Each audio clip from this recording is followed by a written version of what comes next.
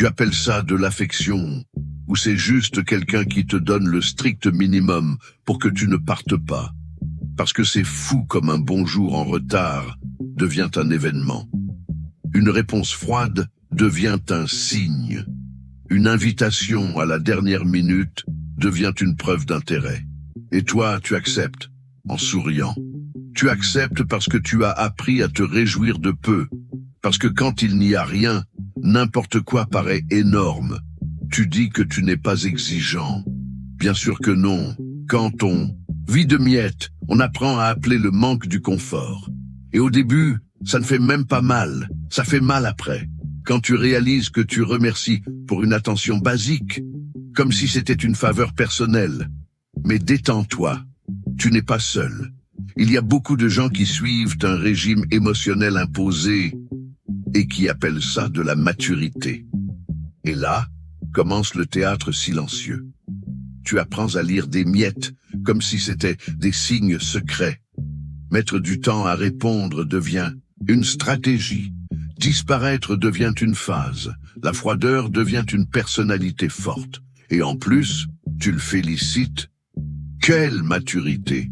Tu acceptes des rendez-vous coincés entre deux engagements pris au hasard et tu appelles ça une priorité flexible. Tu acceptes des plans flous, des dates qui ne se confirment jamais, des réponses qui ressemblent au teaser d'un mauvais film. Il manque toujours quelque chose, mais jamais assez pour que tu partes. Tu deviens spécialiste de l'interprétation du peu. Un emoji devient de l'affection. Un « on verra plus tard » devient de l'espoir. Un « je suis fatigué » devient l'excuse officielle pour tout. Et le mieux, tu aides, tu facilites. Tu baisses tes attentes, ajustes tes envies, diminues le volume de l'inconfort. Parce que demander plus, ça paraît excessif. Drôle comme l'effort arrive toujours emballé en compréhension. Tu ne réclames pas, tu comprends, tu ne te plains pas, tu respectes. Et sans t'en rendre compte, tu conclus des accords silencieux avec presque rien tout en appelant ça une relation adulte. Et à un moment, l'addition arrive, pas avec du drame, avec de la fatigue. Tu réalises que tu ne demandes pas trop, tu demandes juste le minimum, encore et encore.